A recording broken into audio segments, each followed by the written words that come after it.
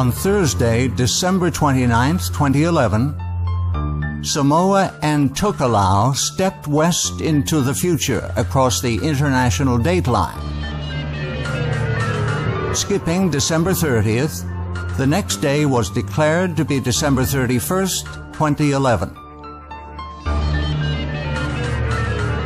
The move was purely for economic convenience. Samoa has close trading ties with Australia, New Zealand, and China. Being 1 day behind their closest neighbors cut 2 days, Monday and Friday, from each work week. While most Samoans welcome the change, the skipped-over date presents serious challenges to Christians who conscientiously believe the week has cycled without interruption since creation, and they need to worship on a specific day of the week. When it is important to worship on a precise day, deleting 1 day from the calendar can have weighty consequences. The fact is, the international date line is a relatively recent man-made invention. It zigzags its way down the Pacific Ocean and has changed several times over the years.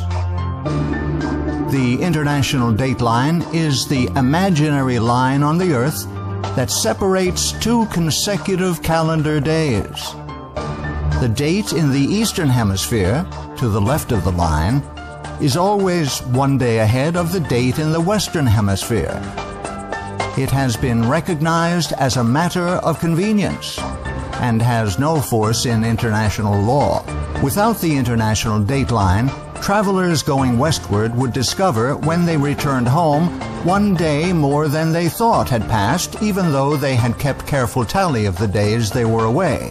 This happened to Magellan's crew after the first circumnavigation of the globe. Likewise, a person traveling eastward would find 1 fewer day had elapsed than he had recorded, as happened to Phileas Fogg in Around the World in 80 Days by Jules Verne. The Gregorian calendar in use around the world today is a solar calendar having a continuous weekly cycle. On a solar calendar, the days and years are measured by the sun, but the months and weeks are purely arbitrary, having no link to any movement in nature. This is what necessitates the international dateline. It established a man-made beginning to the day to unite the whole world on 1 Gregorian date. So the international dateline has proven to be a real problem for the inhabitants of Samoa. Because Samoa's date was different from its surrounding neighbors, causing economic problems, they changed the location of the international dateline.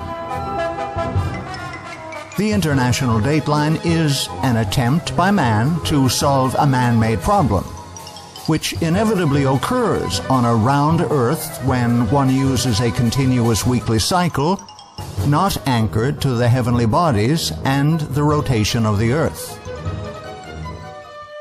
However, when one chooses to follow the Creator's luni-solar calendar, Yahuwah, as the arbiter of time, has set the moon to govern the monthly and weekly cycles for specific locations.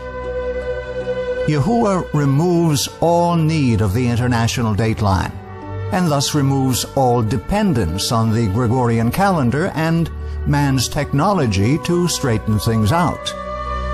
All one needs is the moon to know when the months and weeks begin.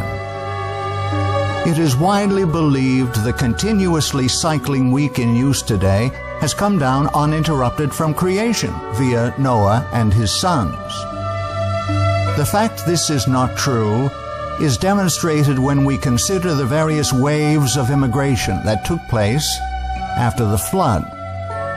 When Noah's descendants emigrated from the mountains of Ararat, some moved to the east, others to the west.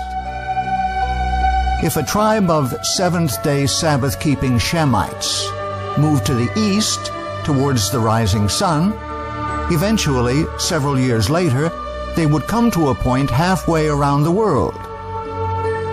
Being Sabbath keepers, they would have kept very careful track of time. Let us say, just for this example, they had used a continuous weekly cycle, as the world does today. Due to the rotation of the earth and the fact they move towards the rising sun, once they reached the far side of the world, they would be 12 hours ahead of their original starting point at Ararat. Now consider that a tribe of seventh-day Sabbath-keeping Japhethites also moved from Ararat. This tribe, however, moved to the west, following the setting sun. Being Sabbath keepers, they also would have kept a careful track of time. Again, for the sake of illustration, let us say they too used continuously cycling weeks. A few years later, upon arriving at the same point on the other side of the world occupied by the tribe of Shemites, who moved east, the tribe of Japhethites, who moved west, would be 12 hours behind the time at Ararat. The two tribes, one having gone east, the other west, would discover they were a full 24 hours apart. This would not be due to either group losing track. Rather, it is simply a function of the rotation of the earth that when one group travels east, they travel ahead of the daylight, while the group that travels west travels backward into the night that comes before the day. So which group is correct? The answer is, if they had been using a continuous weekly cycle, they would both be correct, which is not possible. And herein lies the crux of the problem. This conundrum actually proves the ideology of continuously cycling weeks from the days of creation to be absolutely false.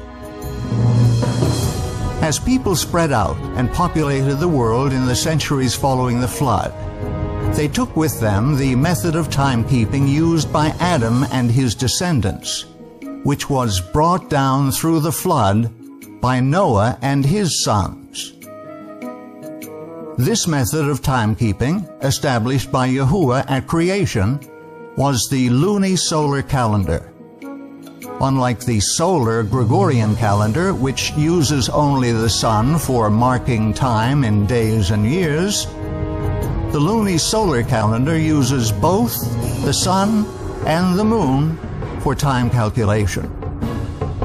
Like the solar Gregorian calendar, the luni-solar biblical calendar uses the sun to measure days and years. Unlike the solar calendar, however, the luni-solar calendar uses the moon for regulating months.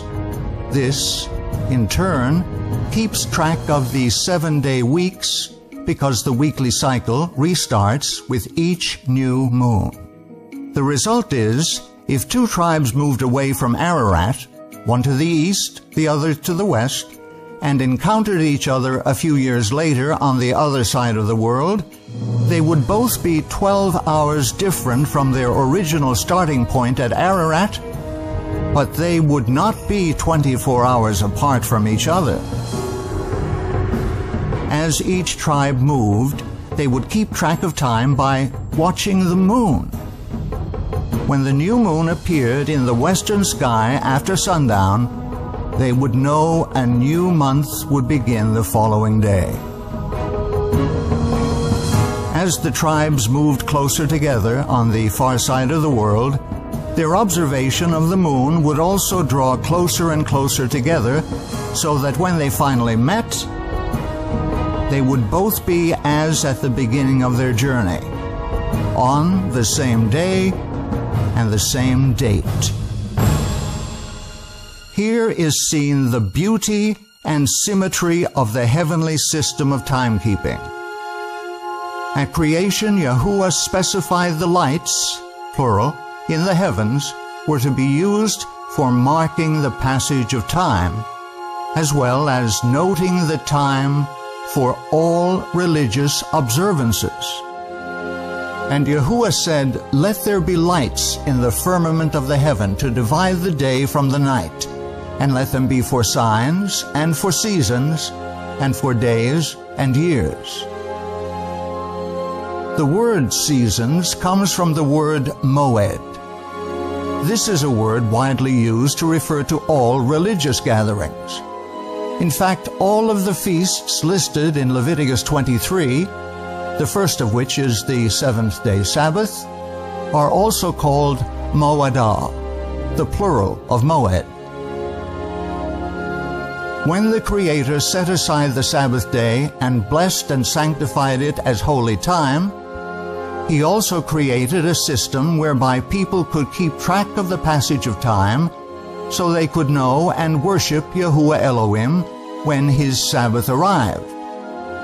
It took both sun and moon to create this perfect system of timekeeping. As the anchor to the months and the weeks, the moon regulates time accurately, no matter where you are on earth. Thus, were a tribe of Shemites to move east, and a tribe of Japhethites move west and reunite a few years later, they would be united on the same weekly schedule, because the basis for their weekly count is anchored in the heavens. It is not grounded on any man-made institution. Scripture explicitly states that the moon was created to mark the passage of time. He created the moon for seasons, moedah. The sun knoweth his going down. Because the modern weekly cycle has no ties to anything in nature, problems arise that do not exist in the luni-solar calendar of creation. Specifically, the need for an arbitrary international dateline. A continuous weekly cycle anchored to nothing in nature is a man-made institution. The international dateline is simply a man-made solution to a man-made problem. On the counterfeit pagan papal calendar, months are arbitrary and dates have an artificial starting point at the international dateline, itself arbitrary and movable. Only on the biblical calendar are months and dates anchored to the lights in the heavens, which were given by Yahuwah for the express purpose of regulating time.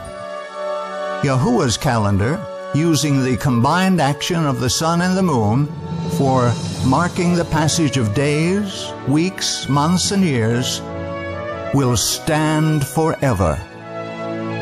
It forms an integral part of the very structure of the heavens. It can be witnessed and used by everyone on earth, and accurately regulates time and holy days. It shall be established forever, like the moon, even like the faithful witness in the sky. With all of this in mind, which calendar will you use to find the correct dates to worship? Man's, the Gregorian calendar, or Yahuwah's, the luni-solar calendar?